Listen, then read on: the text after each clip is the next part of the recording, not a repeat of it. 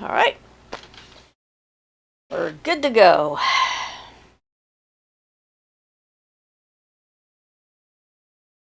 It says we have excellent connection. Every so often it says our connection is too good. But hey, there we go.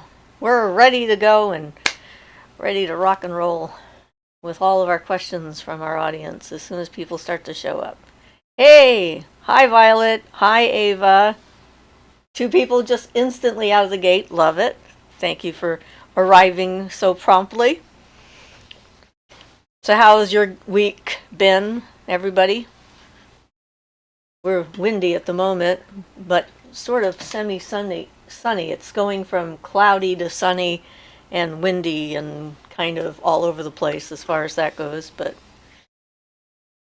hey, Ryder. Thank you for sending me that email. So, I was actually watching Whoopi Goldberg's The Con thing about the 3 psychics that they took down, which was sort of an interesting subject. Hey, Concrete Angel. Angel says, I'm at a restaurant watching you. Well, all right. Stay safe. Are you eating at the restaurant or working at the restaurant? Violet says, no more negative greetings, thankfully. Yay. Ava says, I got to see my grandparents for the first time in a while. Awesome. Probably means that inoculations have happened. So, good. It's nice to get everybody protected. Ian got his first shot last Saturday, so we have to wait a while. Dream Life Tarot, hi love, great to see you. Nice to see you too. I thought that the episode of The Con was just quite fascinating because it's amazing to me that those 3 different psychics got people to give them hundreds of thousands of dollars. I'm just like, wow, they're really good at being fake. At being fake, right? And it's just like, my. So it was sort of interesting. Ryder says, week has been deceptively sunny, ran outside in shorts and t-shirt, ran back in to get a jacket. Yeah, that's Oregon life. Here, you never know what the weather's going to be like from one minute to the next. Athusa Dragon says, hello, Siofra. Hi, Athusa. Nice to see you guys.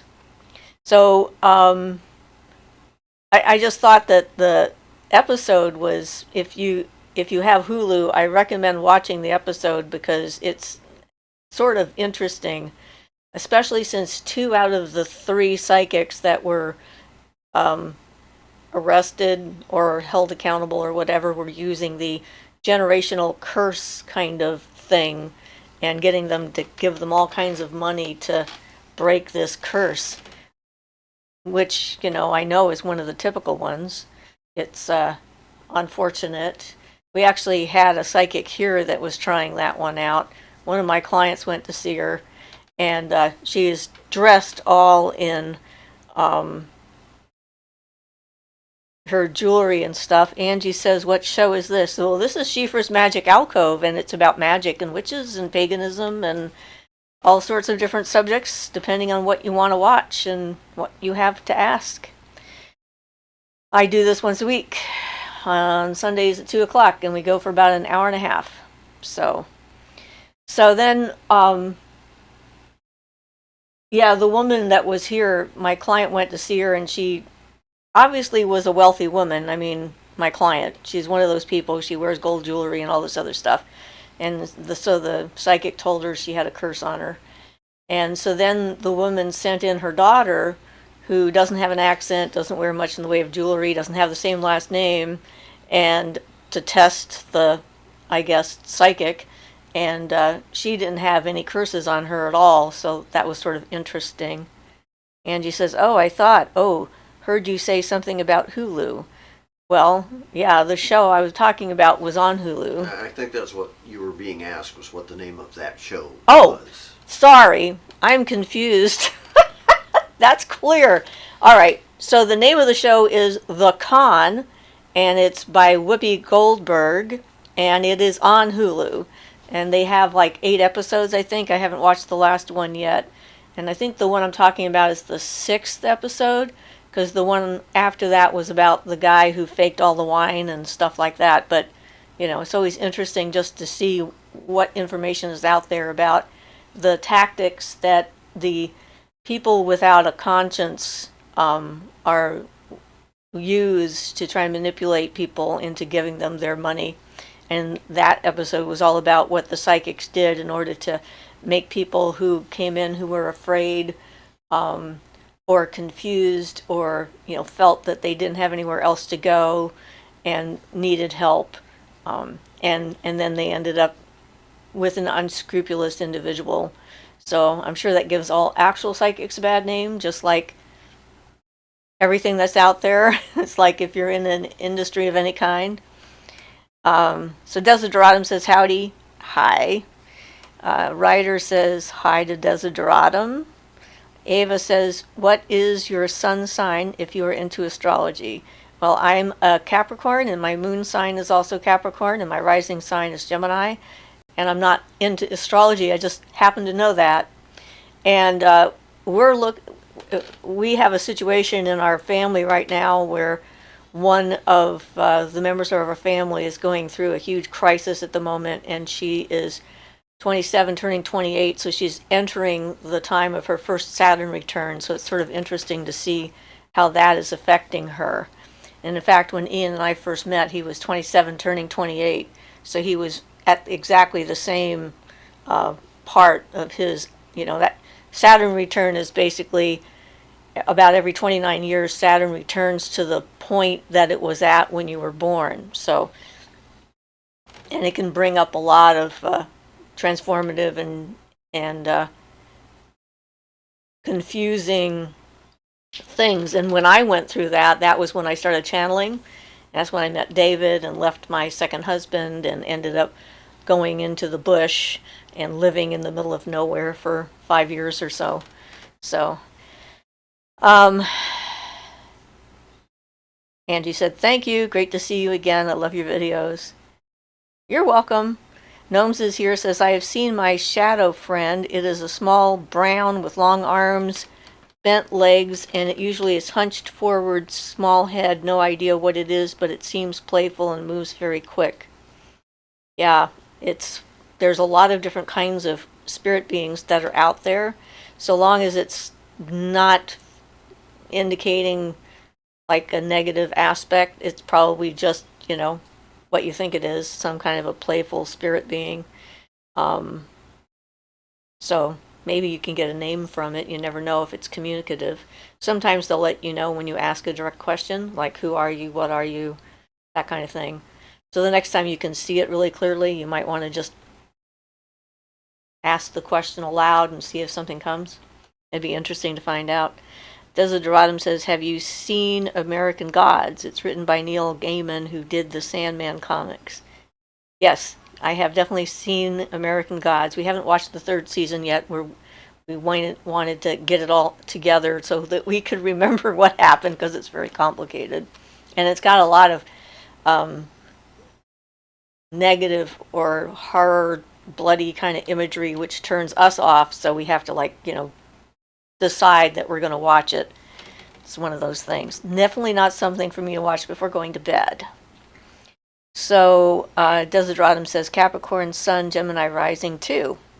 All right, different moon, I take it. Violet says thanks for the movie tip. Yeah, the show is interesting. Desideratum says Gnomes is here, doesn't sound like a shadow person, sounds like Fae. Well, I was thinking along those lines, or some kind of a nature spirit potentially. So just because it looks like a shadow doesn't mean it's actually a shadow person. There's always that. So anyway, we did have someone write in a question about hypnosis. She has a person, an ex, who is getting into learning to use hypnosis, and her concern is around how it can be abused, if it can be abused, and how he might be using that to target other women and that kind of thing. And it's a complicated subject, like everything is. But my first husband, the sociopath, was into hypnosis, and he definitely used it, or attempted to use it, quite a bit. He tried putting my youngest sister under, and then she fought the impulse or the suggestion or whatever and snapped your way out of it. And if you have enough strong enough will, that's what will happen. It's like you have to actually be willing to cooperate with something like that. But if you're just getting into a relationship with someone and you don't know them very well yet, and you're in that first blush of love and connection, and haven't seen like all the little warts and things that might be hiding underneath the hood, as it were, it's certainly possible that someone who was learning that could use the techniques to try and influence a partner in certain directions.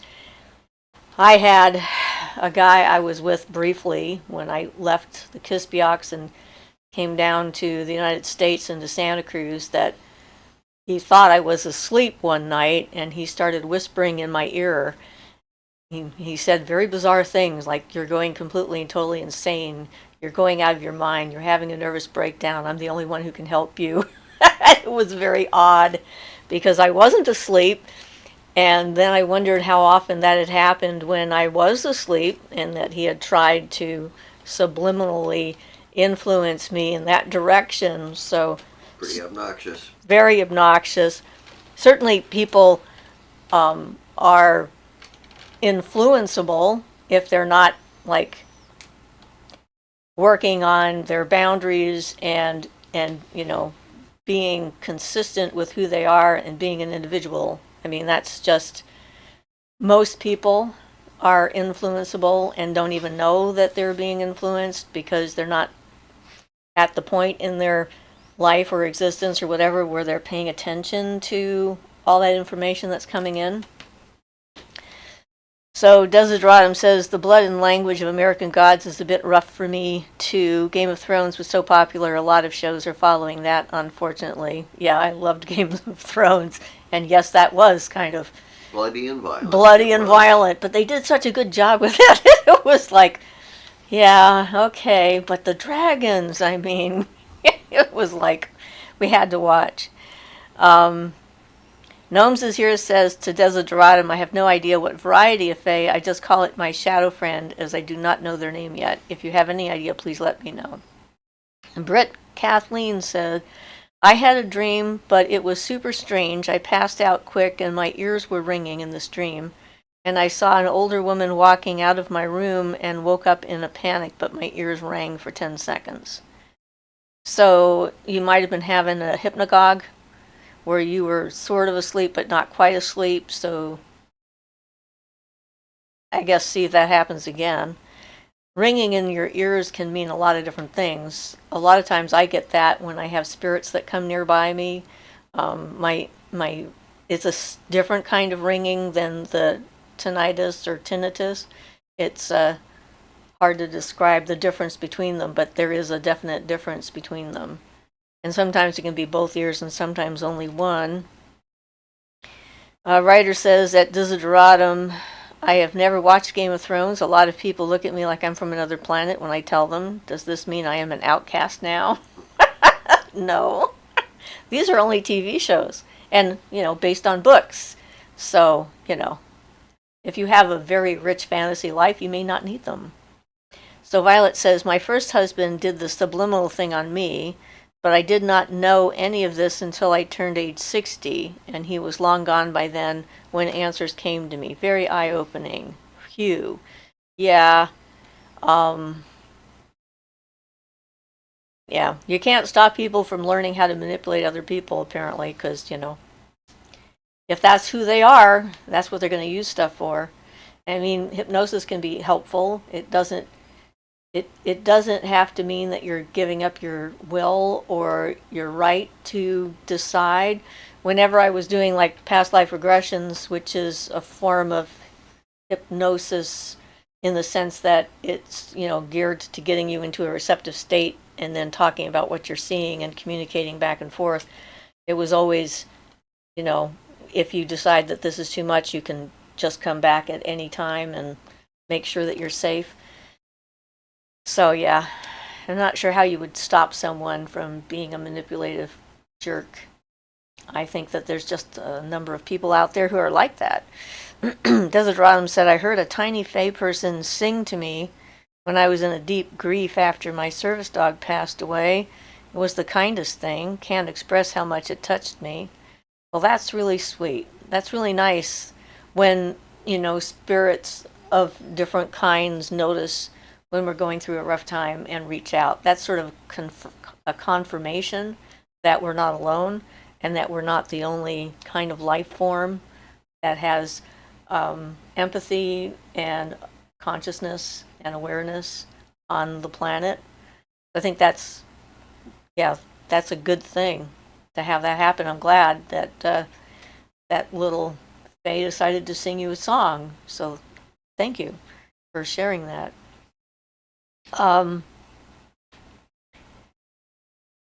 So Desideradum says, I haven't watched Game of Thrones either. Totally okay with that. Yeah. But, all of this stuff brings up, ethics and boundaries and so forth. Gnomes is here, says, my cat plays with Shadow Friend. She's very curious and energetic about it.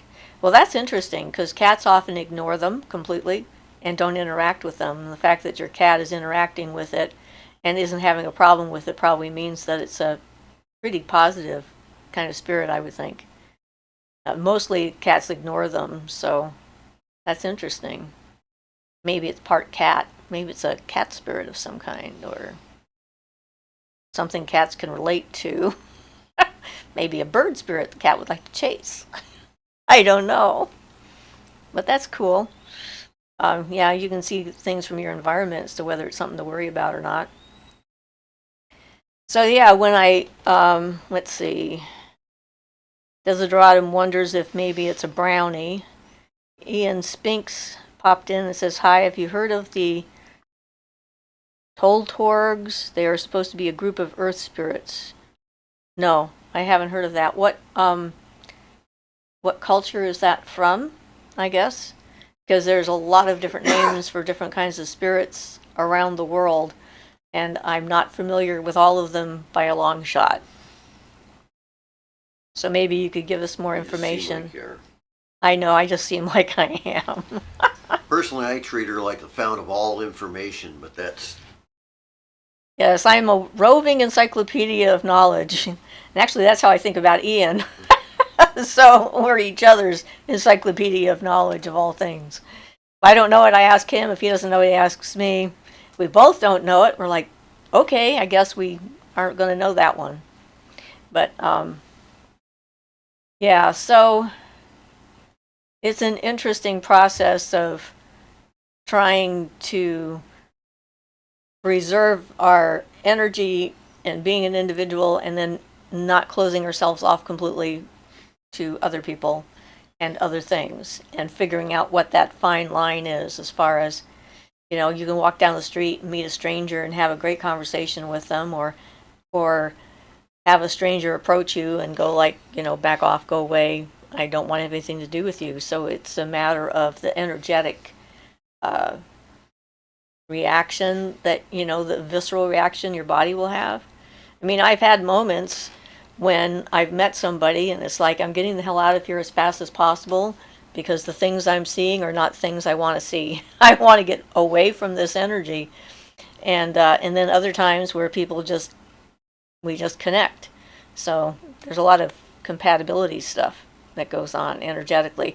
And I think that sometimes people are just allergic to other people's energy. There's something about their energy that rubs their energy field the wrong way. It's not necessarily that they're actually nefarious and up to no good or malicious, although that can sometimes be the case. But sometimes it's just like they're not compatible. Their wavelengths are too far apart, would be one way of thinking of that. And there was an experiment that they did in DC years back when they were experimenting with Kirlian photography and looking at auras and that kind of thing. And my mother told me about this, so this is secondhand from my mom.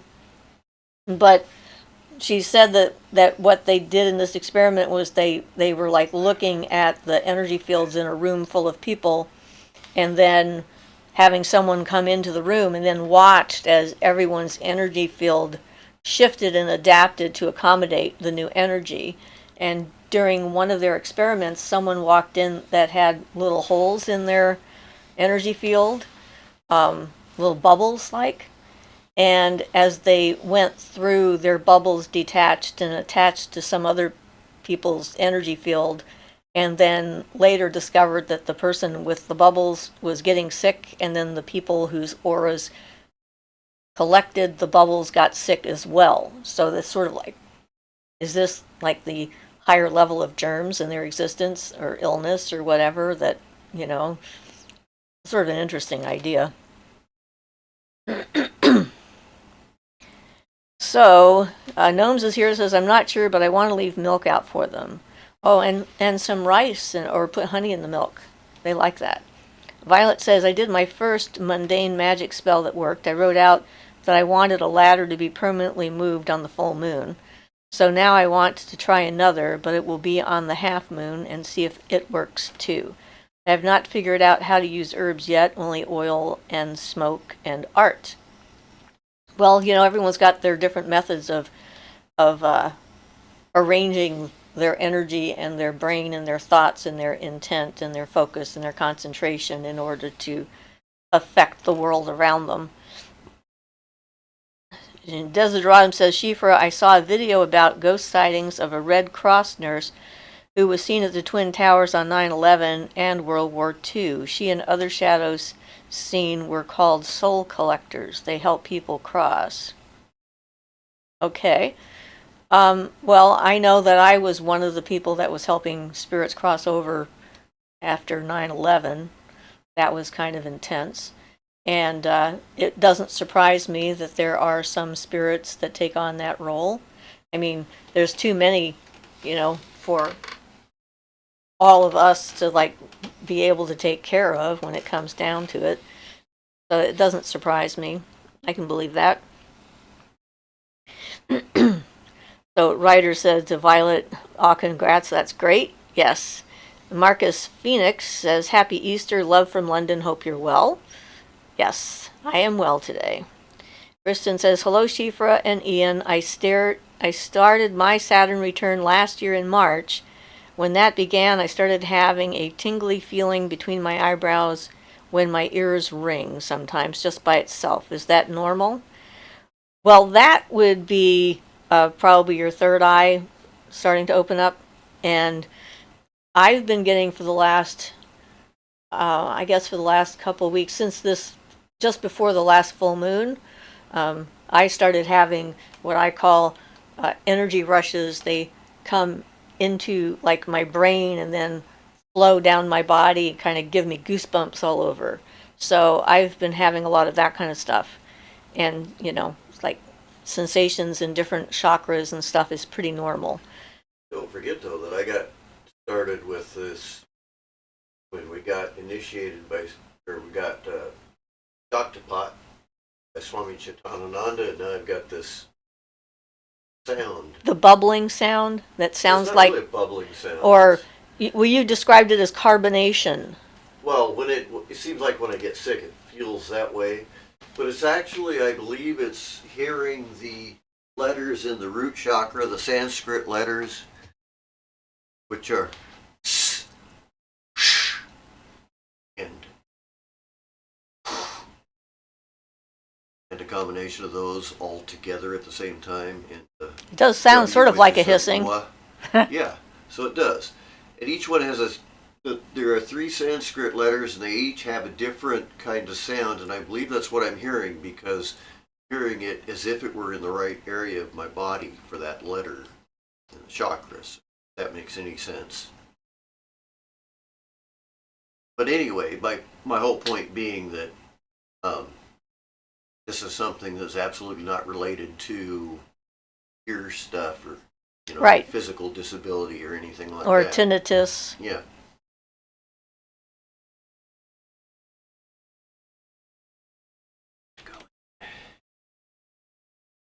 Okay. I don't know why they wanted me to review that message.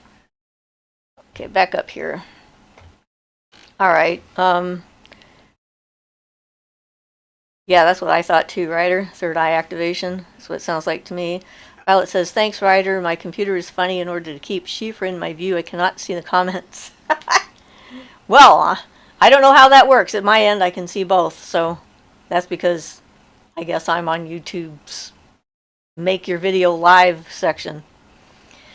So Noses here said, will they eat a graham cracker? I do not have honey. Putting graham crackers in milk would actually be fine. Yeah. I don't see why not.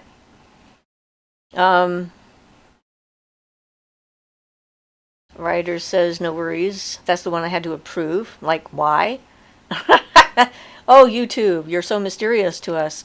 I don't understand. Julia says, just got here. Hello, everyone. Hello, Julia. Nice to see you on. We actually have quite a few people on today. So that's kind of fun. Always like having conversations. Striped polka dots. Hi. Hi. I don't remember seeing your name on here before, so are you new? Or have you just been lurking and decided to drop in and say hi? At Julia. Hi, nice to see you here, Ryder says. Yeah, so my granddaughter was asking me what to do about Easter today, and I told her it's not a pagan holiday, so she could do whatever she wanted. So I thought that was kind of entertaining. Oh yeah, and just as I said that, Striped Polka Dot says Happy Easter if you celebrate that. So thank you. I don't, but Kristen says, I heard that, Ian. That sound. Striped Polka Dot says, I've been lurking. Aha! A lurker has finally come out of into the open. Well, welcome. And Julia says, hello, Ryder. Ryder says, at Striped Polka Dot Dots, hi there. So we're all saying hi to everybody else. So, yes. So now I'm pausing. So I'm trying to decide what to talk about next. What do you guys want to talk about? I mean, have you ever been hypnotized, for example? And what was your experience like for the person who's asking the question, who's not on at the moment? She'll be coming on maybe a little bit later today, but she'll listen to the broadcast after she gets off work, wherever, she's working. So, it's always good to get more feedback and more information. I know I'm very susceptible to influence when I'm open, when I open myself up for sure. I'm very good at visualization and my imagination, so that allows me to go deep into it. And actually, yeah, that brings up the subject of that. When I was going to massage school, they did some guided meditations at the school, and I did not know what they were going to be. And because I'm so good at that, so Violet says no to hypnotize. They cannot be still very easy. Ruta says hypnotized by a human or not. We're talking about humans at this point. But with the guided meditations, even those can be somewhat dangerous if you don't know what's coming, which is the reason why I explain everything when I do give them, because I want everyone to know what's there. And a little bit about my history with my childhood, and my father was the person who was the main abuser. And in the first guided journey that they did, at the end of it, and I'm like fully engaged, I mean, I'm just 100% in going through it, and all of a sudden they put me in a room with my father and left me there. That was like the end of the visualization, which was a big shock to my system. And I broke down. I mean, it was not something I was expecting. I hadn't agreed to it. I ended up curled up in a corner for the next hour and a half crying because it triggered so much stuff, because I was just in therapy at that time too, so it was fairly on the surface. And so I went to the school, I went to the administration, and I told them, I said, hey, you guys don't know what you're doing. And if you're going to be doing a guided meditation, you need to tell me what's coming first so I can decide whether or not it's safe for me to participate in and to do it. And their response was, if we do that, then it ruins the guided meditation, because the whole point of this is to lead you to a certain place. And if you know where you're going, then you won't get there. And I'm like, okay, so apparently I have to protect myself. And then next time they did a guided meditation, I have this ability to separate out different parts of myself, and I have my overviewer, the part of me that watches and sees what's going on. So I put that up, and then it listened to the instructions and we determined whether they were safe for me to follow, and then I would follow the instructions. So I had like a delay switch. Okay, Ian needs to leave. He's been having a bit of a rough day today with some anxiety, so he's going to go into the house. Cramps. And cramps as well. So, so this second guided journey thing that they were putting me through, they were trying to teach us empathy as massage therapists. So this is a massage school, right? You would expect that nothing really disastrous could happen, you'd think. Anyway, they started having us to imagine what it was like to be old and in pain all the time, and crippled and having a hard time moving and being cranky and angry. And at this point, I popped out of it, and I'm like, no, I am not going to visualize myself being old, decrepit, and crippled. I can empathize without doing that. And so I just opened my eyes and stopped participating.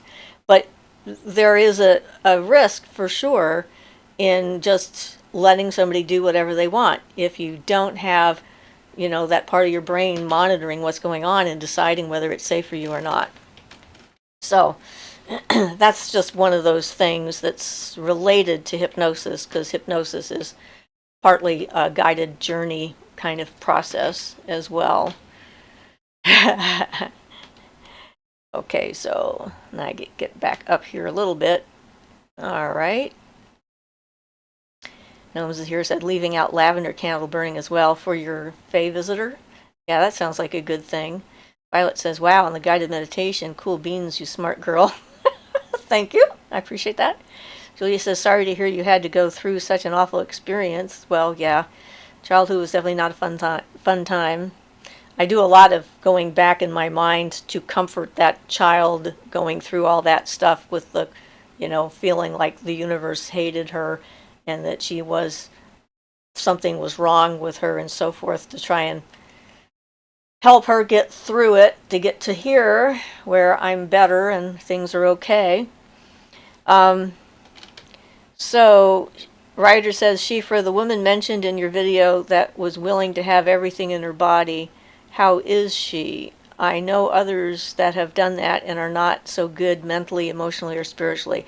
I have no idea how she is. I just saw that it was a very dangerous thing that she was allowing to happen, and I did not want to be around it. So we only saw her that one time. It's like you have to decide. I mean, if someone's already decided that this kind of behavior is okay, it's not usually easy to talk them out of it. They don't believe you. They think that what they're doing is the correct and right thing to do. They've made a commitment to it. They're going to follow through with it. And all you can do at that point is to protect yourself and stay away from it. So I have no clue.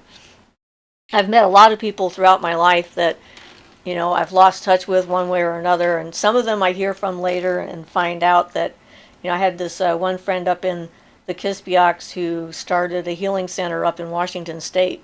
And she came to town one time to, say hi and reconnect briefly. And it's always weird because it's like your memory of them is sort of stuck in time and their memory of you is the same. And yet, you've had all these other experiences and you've grown and you've changed, and it's difficult to get out of that mindset of who they used to be and see who they are. So, yeah, that's something we all struggle with, I'm sure. Desideradum says, I really appreciate the video you made yesterday. I've been weirdly fascinated and terrified of a cryptid called a pale crawler. I'm wondering if there may be some around and want to protect myself.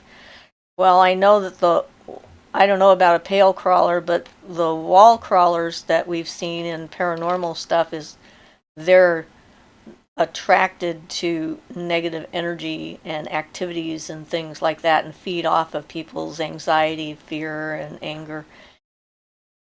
So if this is not that kind of a cryptid, then good.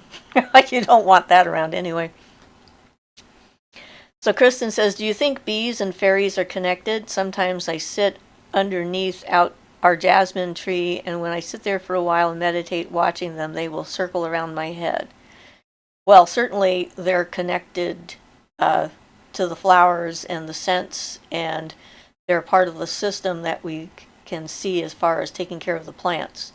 And the plants have got their own spirits with them. The fae can be like a nature spirit, but it can also be different than a nature spirit. There's some discussion about what they might be, where each plant has got its own intelligence, I guess, as an overall spirit being, and then has the types of spirits that help that plant and work with that plant and that kind of thing. Same with trees and so forth. And certainly, yeah, I can imagine that bees could be connected with that. Maybe you had just really nice smell, and they wondered if maybe you were a flower, and they were going to come in and check you out. It'd be kind of interesting. Philippa says, hello from the UK. I'm late again, but you're here, so this is good. Hello, Philippa. We have someone else here from the UK as well at the moment. Ryder says, at Philippa, not too late. Nice to have you here.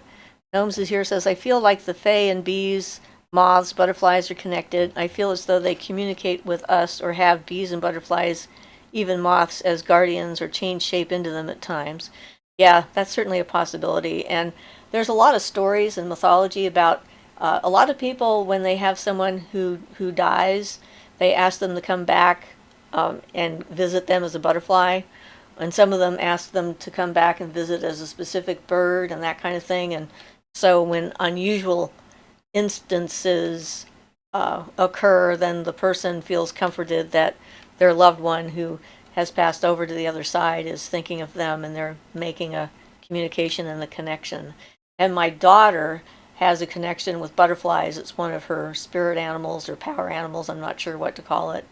But she was little, and we were at the in the Kispioc, in the Okanagan Valley in British Columbia, at one of the medicine wheel weekends, and she had a butterfly land on her finger and it wouldn't leave. And she was very upset by it, and she came over and showed it to me and said, it won't leave, look, and it's less holding on for dear life. And so I told her it was a very special moment, that it was there to tell her something, and that she should sit with it and try and listen to understand the butterfly and commune with it. And she did. I mean, with how young she was, that was pretty remarkable. Then after that, she could just pick a butterfly up whenever she wanted to, and she still can. So, she's made a definite connection with the butterfly people, whoever they are. So, Julia says, I was reading about witchcraft the other night, and a random spark light popped up for a second in front of me. I had my head down, and it was in my peripheral vision, so I didn't see it clearly. It was super cool, and I wonder what it might have been. I see those too, and sometimes they're just like energy sparks, and sometimes I think they're little fae. In fact, I think it was during a bath I took a while back, when I saw like a bunch of them just pop in and out, and they sort of seemed like they were firefly size, and they seemed like they were just a very tiny fae. I've seen the ones that are the size of dragonflies, and the ones that are bigger with butterfly-shaped wings with not the same kind of colors as butterflies at all, just very vivid colors, but definitely bigger than a regular butterfly kind of thing. So I'm sure that that's a possibility, or it could just be an energetic thing. And when I'm working on clients, if I'm working on a client and I see a spark on their body, it's like an energy leakage or blockage. It attracts my attention, and usually there's a nerve in there that's having some difficulty, and I'll push on it. And most of the time, it's just a little white, like a blue-white kind of spark. Sometimes they're blue-blue. And once there was one that was like a hot worm kind of thing. It like made this sort of movement, and that was along a nerve pathway. My client had just had a cortisone shot in his shoulder in that nerve, and when he came in to see me, he says, "Don't touch this spot. I just had a cortisone injection." And of course, I see this like bright worming thing going, and I'm like, I want to touch it. And I'm like, oh yeah, I can't touch that. Okay, don't touch that. And like, good thing he told me, because I would have wanted to touch it, because it's like, well, what's there? So, there's different things that they can mean, but it also means that your sight is opening up to a certain extent. It means your ability to see things that ordinarily you've been ignoring or not paying attention to is coming to the fore, and that often happens when you start following a magical path and opening yourself up to energy and feeling energy. So, Ruta says, I've got that recently quite often too. Yes. And Ryder says, I don't know how else to word this, but I'm intrigued by the anatomy of spirit. How do they see things as we see things? This is something I wonder about. I think that it depends on what kind of a spirit it is, because a while back, not that long ago, I found myself in this strange gray place that had moving gray things in it, like a cloud, thick fog or something that would swirl in different directions. And in that case, I suddenly realized I was in the place where human spirits go when they get earthbound and don't go where they're supposed to. So they don't see things at all the same way we do, which is one of the reasons why we get bugged when we're sleeping at night, especially if we're clairvoyant, because then we're not moving, and clairvoyant ability sends out like a light, sort of like a lighthouse beacon kind of thing that is one of the things that they can see in that gray stuff. And so then they're attracted to that light because, they want to go to the other side and they're looking for the doorway to go. Which is why my approach to helping them cross over is to open up that portal and let them see the right light so that then they can go where they need to be and not be stuck in that gray stuff. But I imagine every spirit being is going to have somewhat different view, like, the spirits that exist on other planets. There's no like life the way we think of life in particular, like bodies, but I've met beings from other planets ever since I was little. I would wander around the solar system. That was one of the things I used to do a lot as a kid, and then meet these different energies that existed in these different places. So I imagine that they probably see things differently than we do, and maybe they see things more as an energetic thing, but I'm not sure exactly how. I'd have to ask one of them. But yeah, it's probably varied just like we are. People have different perceptions. Some people see better, hear or whatever. Some people are colorblind, and so they see in different wavelengths. So it could be the same with different types of spirits, that depending on what their vibrational frequency is, they see better in that frequency as opposed to other frequencies. One of the reasons why, if you're trying to do an actual evocation, bringing a spirit into your space, it's important to know what environment that spirit exists in, what energy they like, what color light they like, all that kind of stuff, and then try to recreate it in your environment as closely as possible so that they feel comfortable. So you're not like, dragging a fish out of water and then trying to have a talk with it while it's gasping for water because it can't breathe air. In Barden's book, the Earth Zone spirits like a sort of a brown orangish colored light. That's what not earthbound spirit, Earth Zone. I think I said earthbound. It's Earth Zone, and that's the easiest one for people to work with if they're trying to do that kind of thing, is to create that energy for those spirits that exist in our zone already, so we're already closer to them as far as it goes. But yeah, it's kind of interesting that they don't have optic nerves. That's for sure. So Ava says, have you traveled a lot in your life? Physically traveled or astrally traveled? Physically, I've been to Canada. I lived there for about 15 years.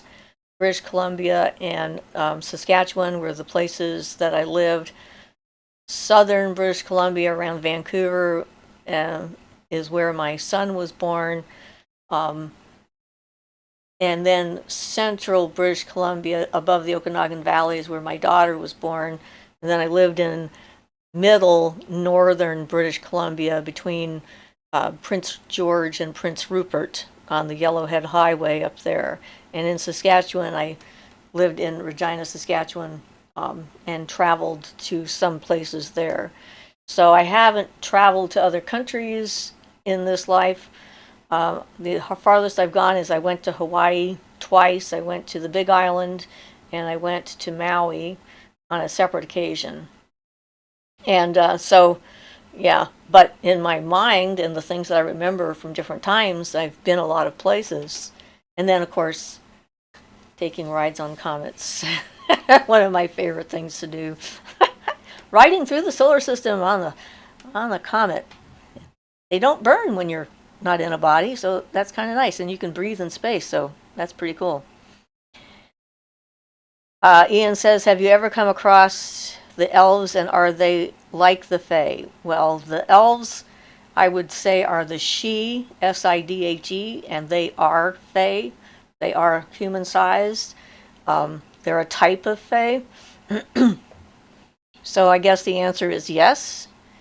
Gnomes is here as a kid, I used to make actual small sparks of some sort of electrical or lightning-like energy, and I realize now I seem to see blue flashes of light. I recently found I can still make the sparks. Oh, how cool is that? That's awesome. Ryder says, I'm curious to know what type of spirit it was I interacted with the other night in that video I posted. My lights were going crazy, poltergeist style. So something with a high electrical charge, excuse me, that interfered with the electricity in the air. But spirits draw energy from different sources, so. Apparently I'm getting a dry mouth. So I guess you're going to have to find out more.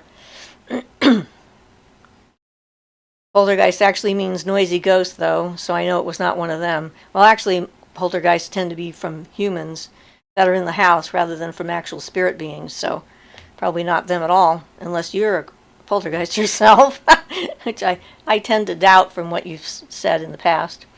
Gnomes is here, says, I can energy swirling in my house and I suddenly feel very dizzy. Yeah, I get that too.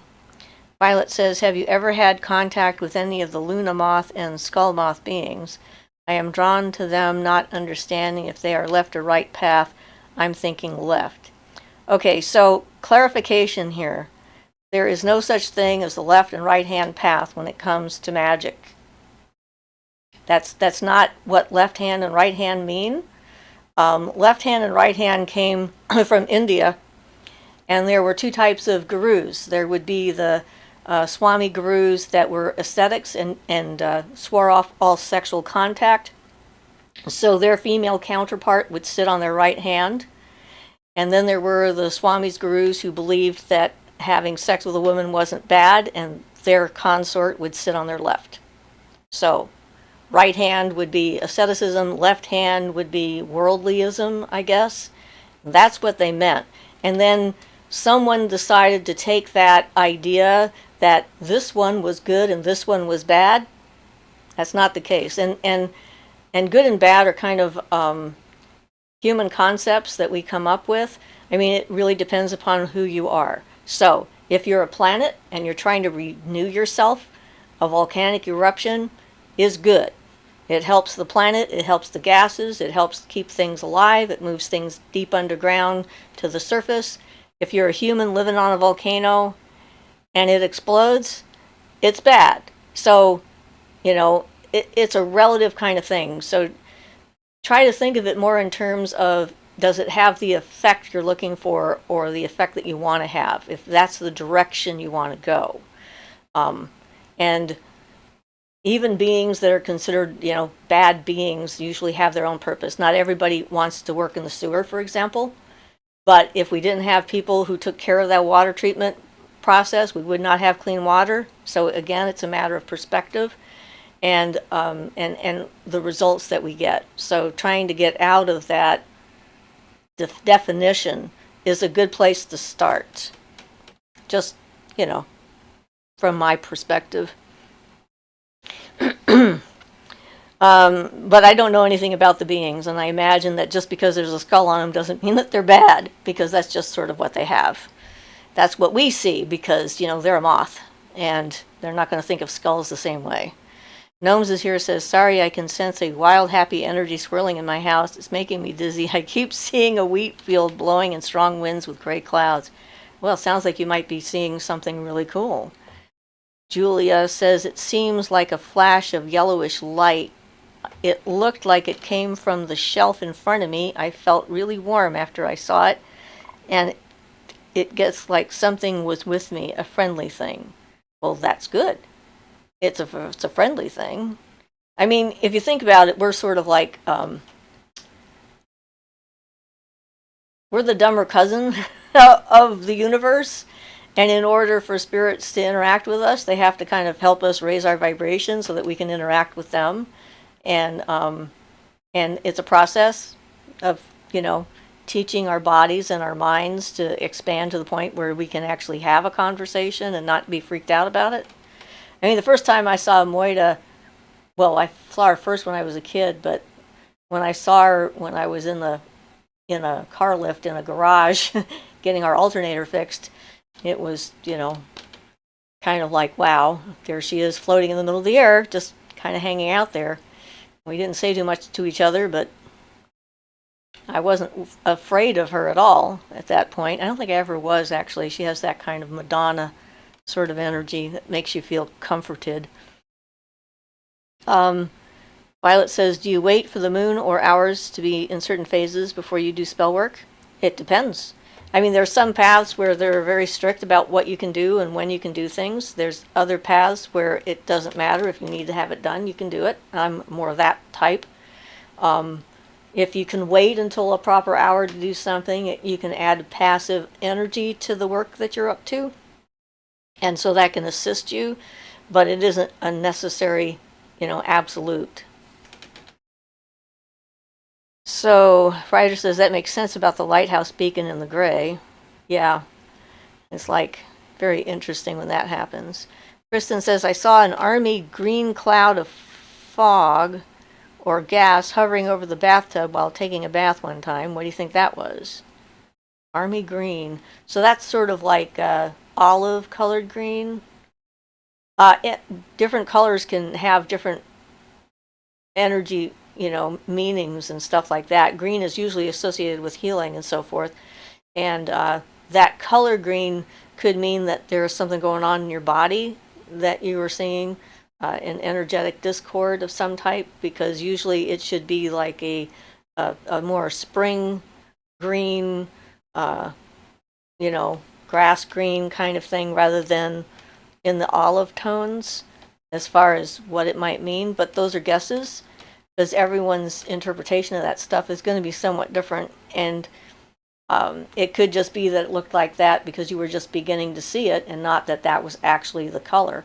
And that as you got farther into it, it might change into a deeper hue. So it's a guess. It says, Violet says, you missed my herb question about spell work. Okay. Violet says, do you wait for the moon hours? No, that's not it. Have you ever had contact with any of the Luna moth? I'm drawn to them. That's not it. Is the premise of herb and stone magic to invite the being of this medium to assist in the spell? Okay. Good question. Sometimes, but not necessarily. I mean, it can help if you've got a plant that you've made connection with. I mean, understanding the nature of the herb, what it's good for, will connect you to different energies and stuff like that. Like if you're working with the moon and you're connecting to lunar type of herbs and stones, then that's going to enhance that type of thing. But it's like something that can evolve over time. It's not necessary to start out that way. So, and certainly the more connection you can have to that, the probably stronger the spell that you're working, I would say. So thank you for telling me I missed that. Okay.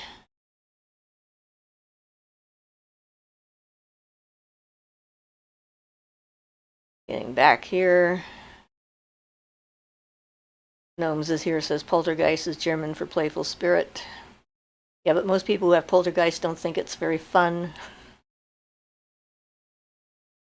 Writer says, that's why I say in the video, I don't know if you can see this, and I start explaining what I am cooking, and it indeed acknowledged me back. It was fascinating. Yeah, I think they communicate telepathically and empathically. So, Violet says it was... Okay, I already went back and found that, so I'm going to skip that one. Writer says, found with the elves that are human-sized, have very bright eyes, shiny. I don't know if this is the same for others who have encountered them. There's something that feels different about them. They're very intense energy, for sure, and yes, very much so. Violet says, that is so cool, Siofra. Left and right and volcanoes. Yep, keeping it real. Ian says, I would like to work with them one day. With the elves? Desidratum says, when I was a kid, I astral projected and had a conversation with the electricity running through the house. It was brown-orange. Thought it would be blue, so the power running your toaster is sentient. Wow. Okay, then. I guess we better be nicer to our toasters. That's probably why some people are really good at doing electronics better than others. Ian is really good at figuring that kind of stuff out, so he might have a natural connection with the beings that are in charge of electricity. But I think that electricity is one kind of fluid, and magnetism is another kind of fluid as far as energetic fluids are concerned, in another level of that. We use a lot of the same words to mean different things, I guess. Writer says, I've come across those with pure jet black eyes too, but even they seem to be bright and shiny too. Dumber cousin. Oh yeah, that's us. I had to remember what I said. And dumber cousin of the universe. Yeah. Well, you know, we are kind of limited in our perceptions of reality. What did you guys speak about? Gnomes is here, says, I cannot enter graveyards any more than 15 minutes and I pass out. Yet if I visit my grandmother and great-grandmother, it doesn't happen. They're in the same one. I've no idea why, but I avoid them now. Well, yeah. I mean, I had trouble at the Smithsonian Institute, one of their museums one time when I was there. They had a Ming Dynasty exhibit, and it like filled this entire room, and I went in there and started having all kinds of like flashes and, you know, memory flashes or seeing things, visions, and the energy was so overwhelming I had to get out of that room because I couldn't take it. I tried sitting down, but that didn't help. I had to get away. So, you know, depending on where you're at in your psychic cycle, it can be kind of too much, or, you know, in the day you can go through different phases where things are easier to deal with or harder to deal with and whatnot. So, and you have an actual connection with your ancestors in that case, so maybe that's why, because they're welcoming, and maybe they're helping to protect you from the energy that overwhelms you when you're just in a graveyard in general. I don't usually get much out of graveyards in particular because usually they don't have, I don't sense that many spirits there, because most earthbound spirits aren't stuck to their body. They're more often stuck to where they lived or where they died. There's a few of them from time to time, but the majority of them seem to be elsewhere. I have trouble in hospitals. My husband was in the hospital for a blood transfusion a number of years ago, and he was, you know, in pretty bad shape. So I was sleeping in the hospital in the room with him, and this spirit came into the room that had clearly died in a fire. We had 3 firemen in our community that died a number of years ago, and I think this was one of them, because, you know, he had burns all over his face. and stuff, and I saw him come in, and I said, I'm sorry, but I'm here for my husband. I can't help you now. You need to leave. And so he left. So, it really depends upon what's going on with you in your life as to whether or not those kinds of things are dealable. So, boundaries, definitely good idea to have. Let's see. The electric spirit seemed like a collective. I didn't know what kind of spirit it was. Thank you for clarifying that. Makes sense. It was an earth spirit. Gnomes is here says, I become very lightheaded and dizzy, then slump over and fall asleep, and when I wake up, I consume copious amounts of water and fruit. I have fruit. So it apparently exhausts you. It depletes your energy stores. Violet says, what is a good first time spell for a newbie, like 2 parts or 3 parts, etc.? I've not known how to begin. I don't know. It depends on what you need. I mean, okay, the very first spell I knew I was doing was a broom spell, and I needed to get someone out of my house. And I had read about it in a book, and this weird guy showed up, and he was doing very strange things, and I don't know what he was on, but I just picked up my kitchen broom and walked into the living room with it and stuck it in the corner and of the room, and within 5 minutes he was out of the house. He started thinking we were narcs and that the place was surrounded by cops and he had to get out of there before he got caught. And that was the intent. I mean, putting a broom in the corner of a room where there's an uninvited or unwanted guest is a spell to make them leave, and it worked. Now, I don't know if it worked because I read it and it said that it worked, and I did it because I wanted him to leave, and it was just my energetic intent to do that. That would be considered a form of spell work. I mean, I don't do spells all the time. If there's something I need and I want to do a spell for something, or someone else needs, then I'll do it. Like protection, guardian kind of stuff for my family, if they're being harassed or and that kind of thing. So it depends upon you as to which is a good first one to try. So I can't really make a solid recommendation. Ruta says, some time ago on meditation, I met a golden glowing figure. It was crawling and trying to break my protective circle. It was intense battle and quite scary. Have any ideas what I might have met? Well, it sounds like whatever it was that you met was definitely trying to attack you. It could have been a vampiric type of spirit, and it was trying to feed off of you, and it couldn't get in. It was trying your boundaries to see if it could. Sounds like you did the right thing and, ejected it and kept it from getting in. When I was attacked as a teenager and I had that being that flew down into my body and tried to push me out, I never did know for sure exactly why that happened. And sometimes we don't. I mean, I tried to make a reason why it happened. I tried to put it into a larger context so that I could deal with it. I decided that maybe it was trying to stop me from developing to the point where, I could do whatever it was I was meant to do. But I think that was just, brain workings to try and make sense out of something that's nonsensical. I really don't know. And so the best thing to do is to do what you did and say no, create those spiritual boundaries as well as emotional boundaries with people, physical boundaries so that you don't get overrun by, hordes of ants or whatever. I mean, just, that kind of thing. But sometimes they just like wander by, they see something and they try it out, see what happens. So you dissuaded it, it probably won't come back, but, shore up your defenses just in case. And it's always possible, highly unlikely, but possible that someone sent it your way if you know someone who's into this. And in any event, regardless of why it came, it sounds like you had the correct response and you stopped it. And that is always a good thing to know, that you have that because your body and your space is yours alone to decide what is allowed in it, which is what the video this week was about, natural authority. It's like, so claiming that is important.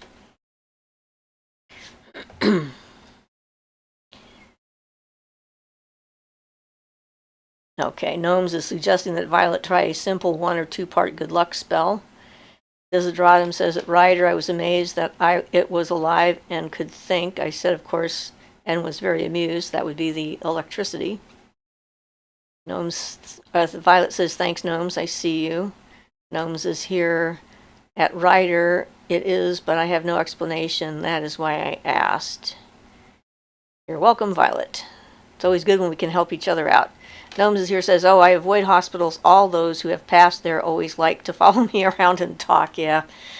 I honestly, since a young age, seem to have various spirits just show up if they are drawn to me. Well, that means that you've got, that kind of light that they can see. And so they can follow you because they can see where you are, because, you're shining out there. Violet says, have you ever connected with the Jinn? The fire spirits, yes, but me and the fire spirits are kind of still a little bit a ways from each other as far as that goes. Karmic Justice says, do you think magic must be done in a ritual to work, or can you use your mind alone? I have Rh negative blood. Do you have any insights on that you can share with me? Well, I heard that there are some theories about Rh negative blood. I have no clue. My daughter and my grandchildren all have Rh negative blood, and I don't. How they did that, I have no clue. And their father doesn't either. So, yeah, I have nothing to say on that.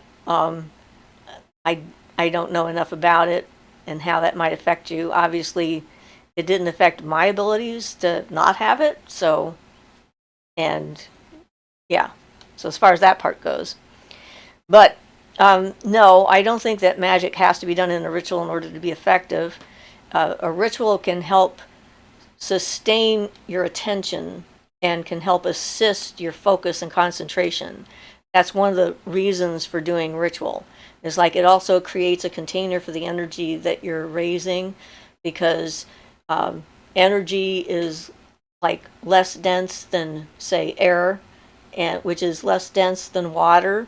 And we know that you can't do much with water without a container. So that's the point of ritual, is to create that energetic container and then to contain the focus and concentration so that you can build it up and it doesn't just sort of go out wherever it is.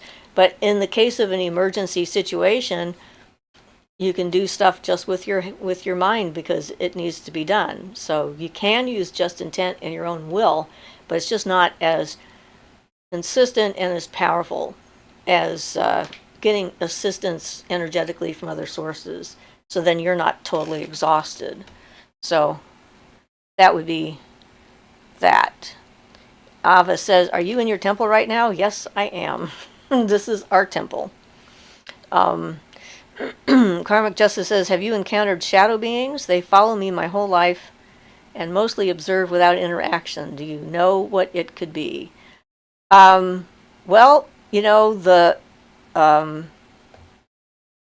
sort of, we're still not sure exactly what they are. And sometimes when I've encountered them in a paranormal investigation and I've grounded them out, because they're pretty easy to ground out into the earth. They can come back later, but it's pretty easy to make them go down into the ground. When I've done that, I've found a human spirit under them that has been an earthbound spirit for a while, and the two that I found like that both were suicides. So there is potential connection between a human being taking their own life before their time and the shadow person being able to use that astral shell of theirs as a vehicle. But I've also met some that didn't have that. When they dissipated them, they just went away. And so I don't know for sure. There's a lot of things out there. And I don't know everything. It's terrible. I wish I did. Violet says, I had not remembered jinn were the fiery ones. Interesting. Well, in Eastern or in Islam, the jinn are fire spirits, and dangerous ones at that. And Lord Jin is the name that we often use for the head of the fire elementals. So there's that as well. So yeah, fire is kind of their thing, whichever tradition you're using. Julia says, when I was much younger, I used to see this figure in a room in my house. I'd walk by and see it quickly in the corner of my eye. I saw it multiple times, and it appeared to be a man in a suit. Yeah, we're more likely to see things out of the corner of our eyes. Gnomes is here said, do you know of indigo children? I thought I was one, but I realized I'm just a spiritually inclined witch. Well, we'll get back to that in a second. Julia says, when I'd look closer, there'd be nothing there. I still wonder if it was an ancestor or spirit. Okay, so to Julia, seeing things out of the corner of your eye is the most common way to see things because our peripheral vision is not as controlled by our brain, and our brain filters out information that we've determined that is unuseful. So especially when you're first starting out and you're trying to open up your abilities, a lot of us are going to see things flitting around in the corner and not necessarily see things getting in front of us. As you progress, then you can start to see them in front of you as well. Finding out what they are, though, is a whole different issue. And it could have been an ancestor or a spirit or something else. It could have been a little fae that was running around taking care of something or just checking in to see what you were like. So back to Gnomes is here, Indigo Children. There's a lot of these attempts that humans tend to have to try and define things and put things into category and to say, okay, these amazing children are going to be born and we're going to like rise up into a new level of awareness and all this other stuff. And I don't put much stock into it because labels are usually not that useful. They often limit us in our abilities, so I think it's great that you now realize that you are a spiritually inclined witch and you don't have to be bound to whatever it is that indigo children are supposed to be able to do. So yeah, I tend not to pay much attention to that kind of stuff because it's constantly coming in and then going out, and then a new one comes in, and it's like part of it's marketing strategy by the people who like to sell books and videos. But and there's a lot of that new age kind of stuff that is interesting but not necessarily useful for us as witches. Gnomes is here says, karmic justice. I have the same thing going on. I would also like a sort of explanation. I think it's just they are drawn to my energy.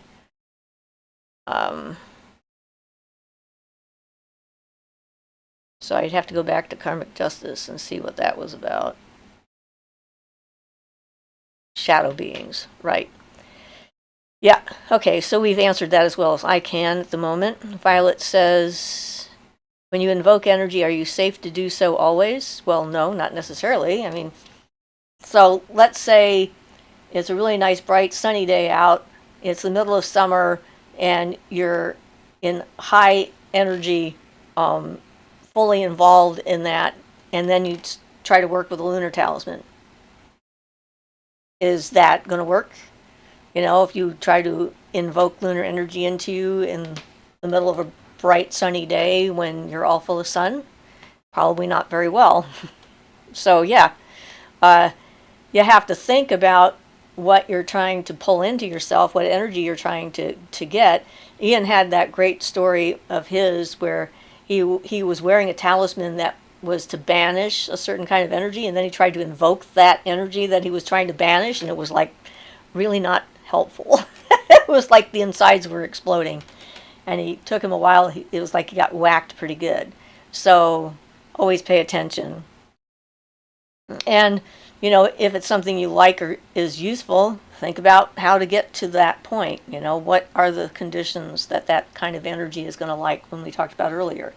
Like, having a fish out of water is not going to have much of a conversation unless you put a fish tank in your house and give it an environment in which to communicate. Same when you're trying to invoke something into yourself. If your energy is the opposite of what you're trying to invoke, it's not going to work. Not work well.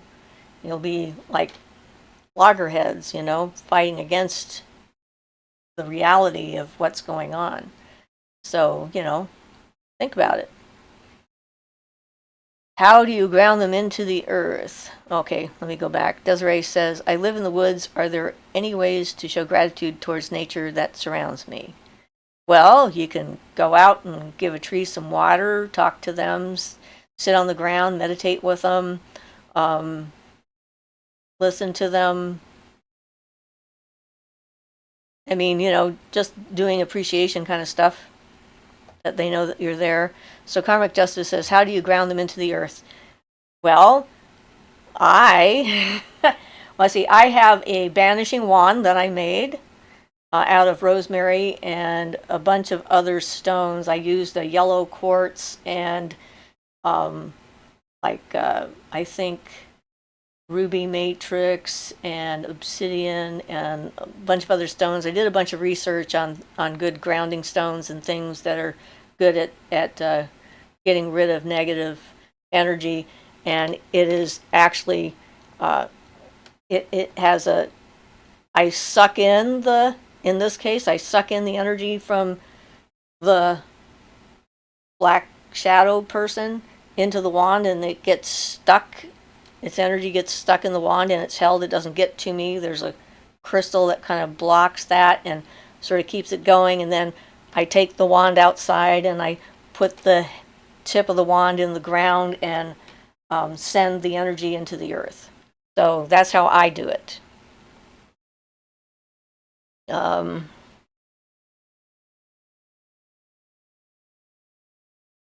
Ruta says, thank you, Siofra, for giving me courage. You're welcome. Julia says, I see it felt like a being that was looking out for me, so no matter what it was, I'm grateful for it. The being, yes. Good. And Ryder says that Desiree rat planting things helps too. Yes. Definitely. Putting in plants that you like. I have my flower garden. I was out weeding it the other day. We've been out there a couple of times since the weather's finally starting to get nice enough to go out there and sit on the ground for a few hours and not get frozen. Desiderata says, for everyone who have seen flashes in peripheral vision may want to try photography or video capture, paranormal investigators are having success that way. Just make sure you really want to see it. Well, yeah, and then there's also that tendency for us to see recognizable shapes in blobs. So if it's a really good capture of the thing, you won't have to try and see what it looks like. It'll just be there. I've seen some that are clear and then others that are, yeah, if someone points it out to me, I see it kind of thing. So Violet says, I drew a sigil of the 47th angel of the Shem Mefarash, and then I drew the 47th daemon on the same paper. And it is glorious, beautiful in my eyeballs, but they might not like it. I wonder about this. Well, I'm sorry, but I can't. I cannot help you with that one, since that's not my area of expertise. So you'll have to figure that out yourself. Marisol says, can't wait for your water and earth video. And then, Spirit Akasha. We still have 3 elements to go. Ryder says, in the woods by me, car tires kept appearing, had no idea how they were getting there, started filling the tires with soil and planting flowers. It's very colorful there now, and the woods seem to love it. Well, that's a good way of using up some random things that just show up. I like it. Maybe people think that they're supposed to throw their old tires out there and they don't know why. People are funny that way sometimes. They go like, oh, look, there's an old tire. Maybe I should throw mine in there too. Like, collect a whole pile of them there. So now that you got flowers in them, maybe they'll stop showing up. I hope.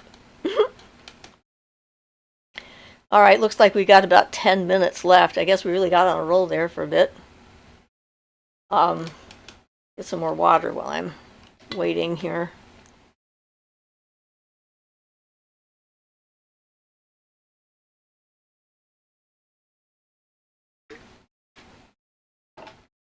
You can, of course, practice charging up food and water before you eat it, imbuing it with an energy that you're trying to get into yourself. And that works. Gnomes is here says, whoops, wait on, go back. Julia says, when I went on a walk on Ostara, I found a decomposing car with trees growing through it with a bunch of tires. It was so weird. Yeah, Earth is really good at, taking things back and turning them into something else. Gnomes is here says, is there a reason one may be drawn to water and have visions, dreams, or memories of having lived in the ocean? I am happiest in water and will often sit and stare at it for hours. Well, in the possibility of, what do they call it? Is it transfiguration or, no, that's not the right word. Transmigration, where you can be different animals in different lifetimes before you become human. In India is one of the places that they believe in that. Always a possibility that you remember being a whale or a dolphin or a fish of some kind and were, connected to the water. Water is certainly soothing for a lot of us, and it has that, water is everywhere. Of course, I guess everything is everywhere, so never mind.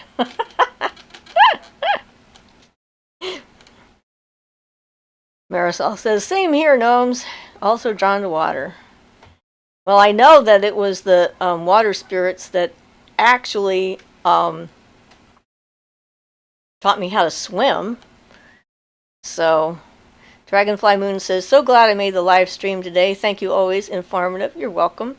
Desidratum says, Violet Star, the 47th angel and 47th daemon may be one and the same. Every angel supposedly has an anti-angel. Read Damien Eccles' works on angels. Ava Whitney says, are you going to dye your hair again? Yes. I was thinking of doing it this morning, but I decided I didn't have enough time. So probably this week. It's time to recolor my hair so it gets more green because I like that color. Violet says, you have been most exquisite in your answers today. Thank you so much for sharing your true, genuine, down-to-earth, always self and potent wisdom. You're welcome. Tell Ian to feel better. I appreciate the duo that you two are too. And, oh yes, Damien Eccles, love him. Thanks. Thank you. I appreciate that, and I'll let him know. He's done actually pretty well. I mean, being able to be in here off camera and answer and participate as things come up that he knows something about and wants to share has helped. And the last couple of times has been able to stay in here the entire show. So, but he was starting to have some anxiety this morning, and so not surprising that he had to do something else. He gets antsy and has to like be busy and distract his brain and all this other stuff, or go meditate, one of the two. So it all depends. Or paint. He's been painting too to help with that. And his painting is coming along really nice. I'm really liking the one he's doing right now. It's gorgeous. Let's see. Michelle says, any advice? Whoops. Bunch came in. For spell work or particular talismans to help protect you, keep you invisible in public. As a woman in a big city, sometimes I get bothered by men while riding the train and running errands. Yeah, that's a difficult one, especially in a big city. I made myself invisible, but I don't know how I did it. And then I stopped doing it. Like I shielded my energy. But your best bet is to build up your shields, your personal shields, and have a strong sense of boundaries. And let people know when they cross the boundaries. It's like, make them back off. It's an exercise to do for sure, and the universe or the world of people will challenge every time you try to do that, just to see if you're serious about it or still expecting you to react the same way. That happens when you're changing a pattern about yourself. During the transition period, you have the pattern you've already established that the universe knows. This is who you are. This is what you expect. This is how you act.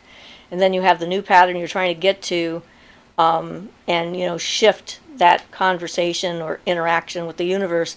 And while you're going in between, you'll still have stuff from the old interactions that you had with the universe coming up, and then the new ones will come in, and it'll sort of, so long as you stick to your guns and don't let yourself fall back into old energetic habits, the universe will eventually make that shift completely into the new paradigm that you're creating with it. And so, anything that you do, remember that it'll take some time for the external part to catch up with the internal part that you're changing, and then do what you can to be safe always.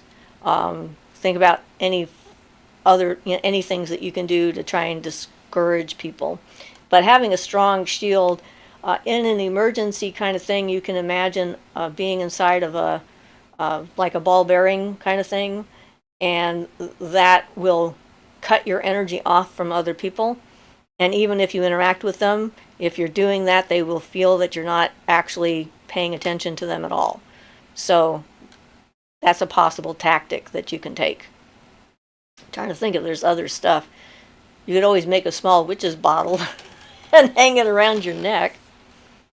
They do have those little bottles that you can get, that you can hang on something, and you can put in some pins and needles and rosemary or sage and some vinegar or wine vinegar in there, and just have it to make yourself prickly, like to unwanted energy. See what it try it out, see what works, because there's certainly definite differences when it comes to that kind of thing. Gnomes is here, says, I've had dreams of siren songs and merfolk. I believe in dryads, naiads, and the like. Perhaps I was one. I feel odd, but it is possible. It certainly is possible that you have that kind of a connection for sure. Karmic Justice says, gnomes, I'm drawn to water the same way. I'm an air sign, Aquarius. It is known as the water bearer. I just got back from the beach. I could have stayed on the beach for days. Yes. Doesn't matter what your sun sign is as far as what you're attracted to as far as the elements go, though. Julia says, yes, Ian's words last stream were very comforting for me about how Christianity can mess with your head when starting witchcraft, so I hope he feels better. It's a process. Thank you. I'll let him know. Ryder says, thank you for this evening. Very much enjoyed myself. Warm thoughts to Ian also. Have a great weekend, or a great week, and look forward to next weekend. Love to see some of his work. Yeah, I'll have to, he won't let me share it at this point. But hey, when this is complete, I'll see about getting a picture up so you guys can see it. So, special, the paradigm shift. Yes, it works. And Philippa says, thank you so much. Going to take a look at replay to catch up. Feel better, Ian. Blessings to be there. Thank you, guys. I appreciate it as always. I never know for sure where we're going to end up when we get started, and it's always fun to find out. I like being in the moment, and, it's different. So, I hope you all have a great time, and I'll let Ian know that you're thinking of him. And so blessed be everybody. Bye.